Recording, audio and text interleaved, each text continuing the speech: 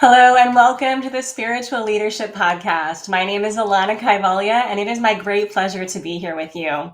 If you've been listening to some recent episodes, then you've learned that I've recently rebooted this podcast, and it may be a good idea to go back and listen to a few episodes previous to this one to get reoriented to what we do here on the podcast, the education that I'm providing you, and the kind of work that we'll be diving into in all of the episodes to come. I'm very excited to be relaunching the podcast. I've actually been podcasting since 2005, if you can believe it. It's absolutely my favorite medium to speak to you in. And I just love the idea that I can connect with you here and share something of value that's going to help you become an even more exceptional spiritual leader in your space. Now, I do work with a lot of yoga teachers. It's very likely that you've come to me from that background. But if you don't have a background in yoga, have no fear. We talk about a lot of different things on this podcast, including alchemy, astrology, the tarot, divination, psychology, really all of our favorite topics as modern mystics. Now, maybe at some point I'll become a little bit more formal about the presentation of this podcast again and do a proper intro. But honestly, I don't know if I will, because I just want to sit and talk to you. And I want it to come from a really authentic place and a really authentic space. And so that's my goal for this work, is to make you feel very connected to spiritual leadership, to the work that we do here. And I'd like to feel connected with you in terms of my ability to help you understand you're not alone in this work. And what you're doing is so incredibly important and so incredibly pivotal for the people that you work with.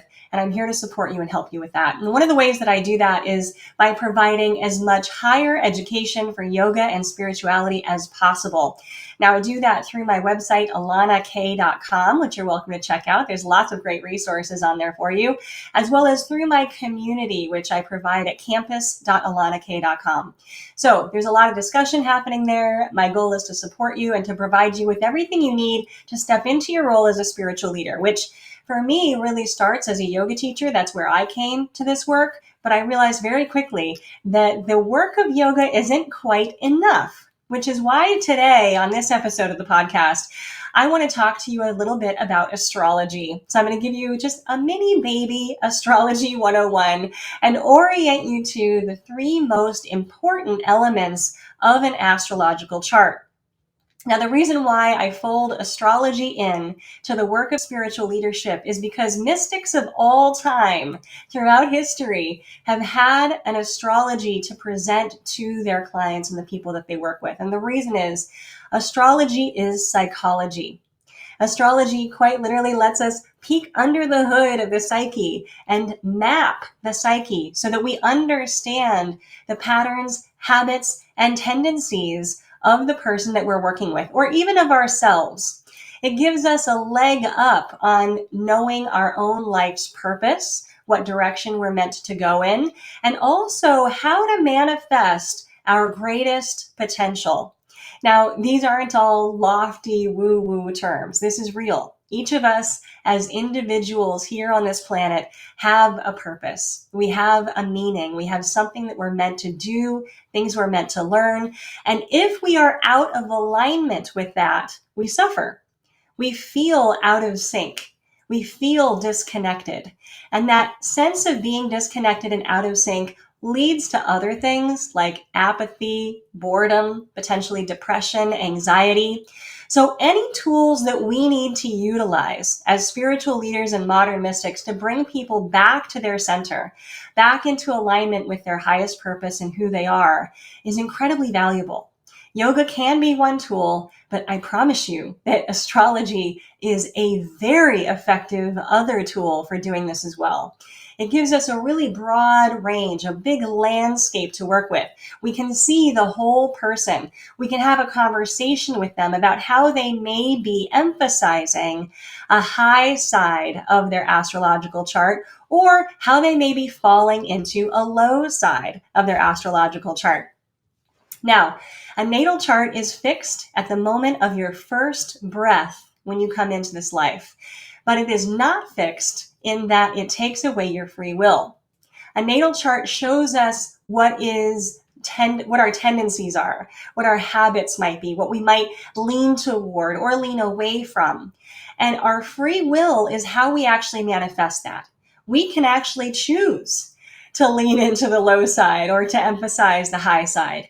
And it's through an intelligent conversation with someone who understands astrology, who can read this chart, that we are able to realize, oh gosh, if we're putting a lot of energy into manifesting the low side of something, we can actually put that much energy toward manifesting the high side of something. And it's up to us. That's where the free will comes in, where we can actually move into our greatest potential, make sure we're not falling into the pitfalls of our chart, which happen. There is no good or bad in astrology. There is no fate in astrology. We have every opportunity to manifest the greatest outcome with what's presented to us in the chart. So there's a lot of conversation, may I say, counseling and interaction with an astrologer. That would be a modern mystic or a spiritual leader, in order to find out how we can each of us do our best in this life and get the most out of it and say yes to our adventure. Now, an astrological chart in its entirety is quite complicated. I'm not going to lie. It's a big process. And I do teach you how to become an astrologer in my alchemical astrology certification program. So if that is a skill set you'd like to add, I have that available to you. Regardless, as a spiritual leader, as one leaning into this work, it's really valuable to at least have some basic understanding of astrology, to know its value, its place. It gives us a leg up in helping our students and clients become the absolute best they can be, which ultimately that's our goal as a spiritual leader.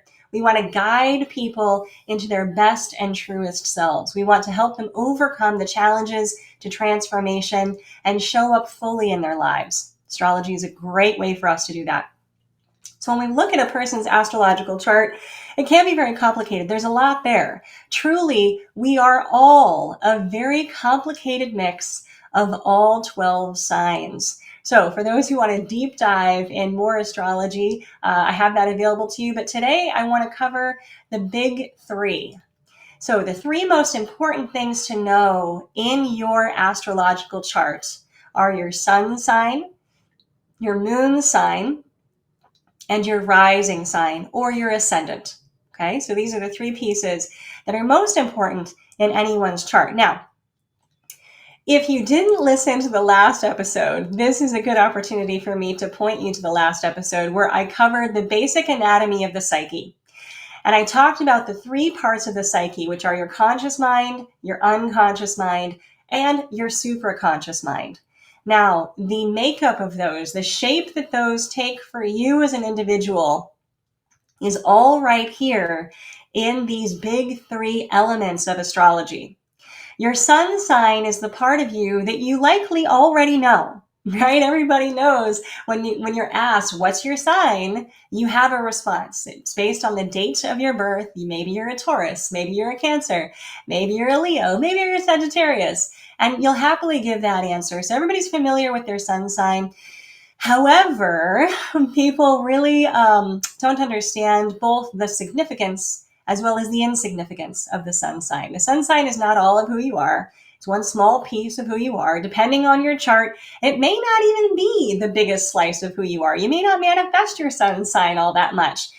A bigger natal chart reading will help you determine that. And if you ever feel like you don't act in accordance with your sun sign, it's likely that there are just other more powerful, more influential things in your chart that are dominating. So no mystery there. However, your sun sign is your sun sign. It is real. And what it is your conscious personality. It's the way in which you interact with the world. It's largely how people will experience you.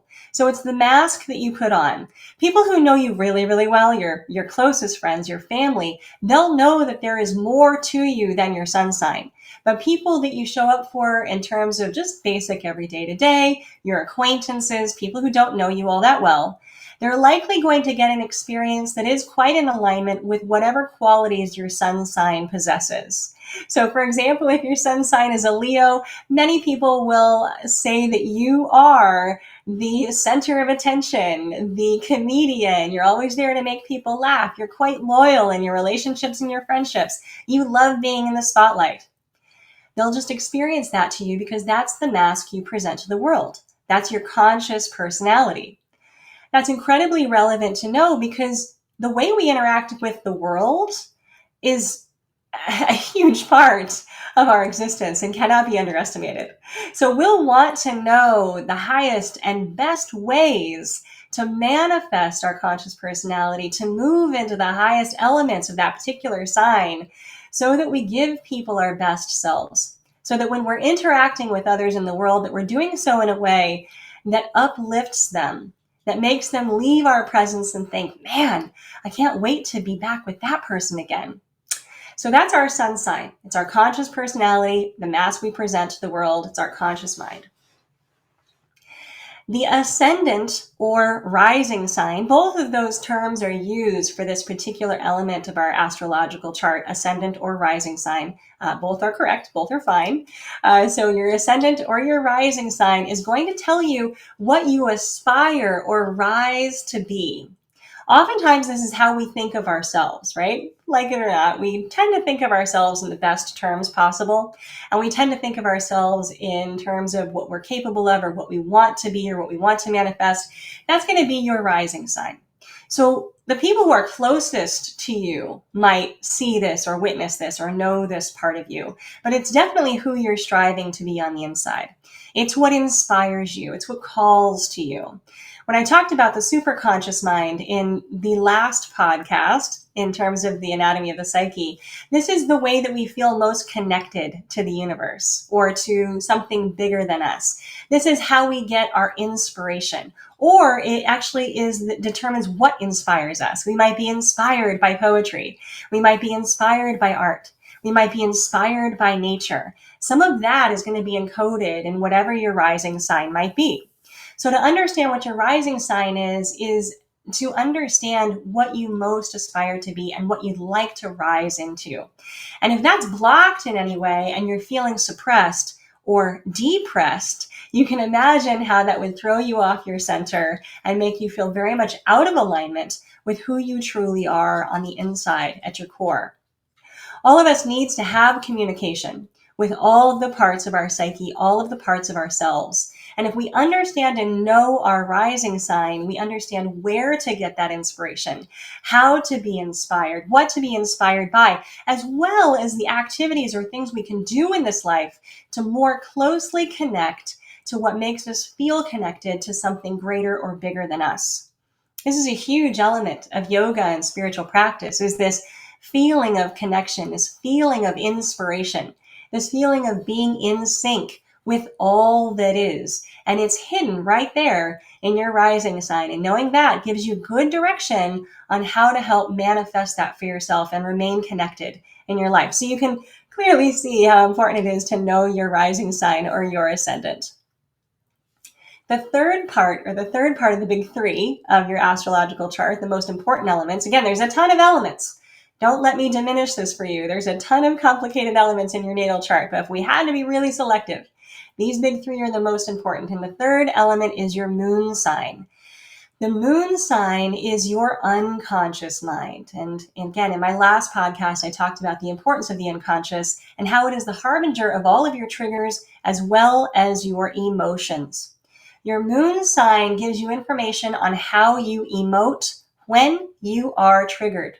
So anytime you are feeling a strong emotional response, that is as a result of what is contained in your unconscious, and the way that that manifests will be in terms of your moon sign.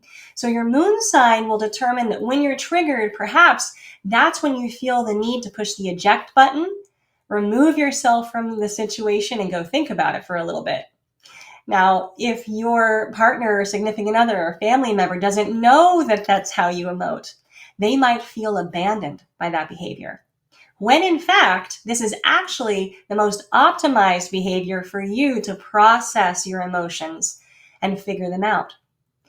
Contrarily, if you are triggered and the thing that you do is have a big emotional response, perhaps you start crying, and perhaps that lasts a long time.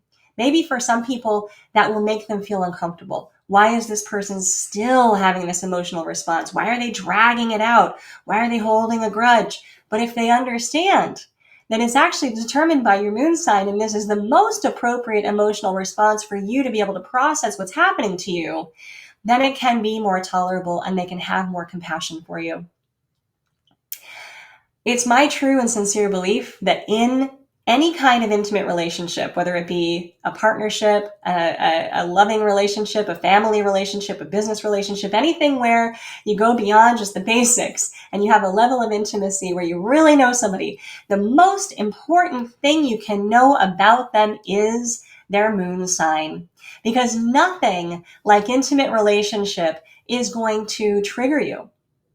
And so when you become triggered in the presence of this other person, whoever they are to you, if they understand that your triggering manifests in a certain way and they are ready to witness that and receive it and be there for that, then that can actually promote further intimacy between the two of you and also profound healing for you.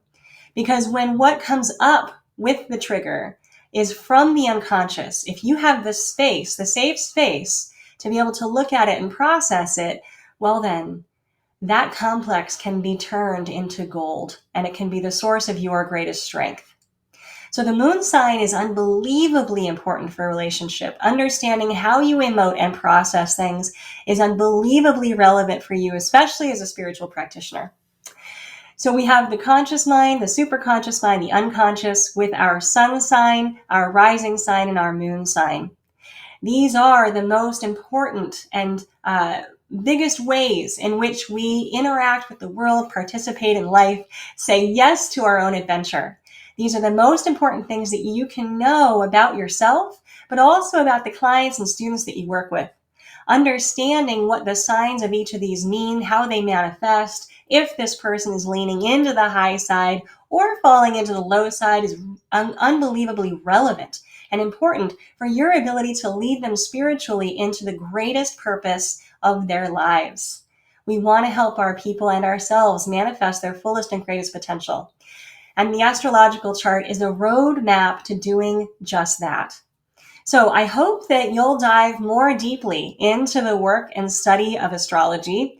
It is really helpful to you. And I know this because mystics throughout the ages have always done this. The ancient Egyptians had their own astrology. The Romans had their own astrology. The Babylonians had their own astrology, all to help serve the highest good of the people that they worked with. They understood that we are all in accord with the energies that are around us. And while astrology doesn't predict things for us, it's not fated like a clock telling us the time. It can tell us what our patterns, habits, and tendencies are. If we get honest and real about them, if we know where we're falling short and where we can be greater and manifest something more fully, how helpful is that? What a great thing to have a roadmap for our best potential, our best human potential. So with that, I hope I've inspired you to dig a little bit more deeply into astrology. And if you don't know your sun, moon, or rising sign, I've got some great resources for you on my blog, as well as in the courses that I present on alanakay.com. And of course, we talk a lot about astrology in my community campus as a part of my network in my community. So to be a part of or join any of those things, head over to alanakay.com, and I'd be honored to have you as a more involved part of my community of spiritual leaders. Now, as always, it is my great honor and pleasure to be here with you, and I thank you and honor you for doing the work of stepping into spiritual leadership. I'm here for you, and I'm here to give you as much education as I can possibly provide you towards that end, and I look forward to talking to you in the next episode of the podcast. Until then, please take care of yourselves.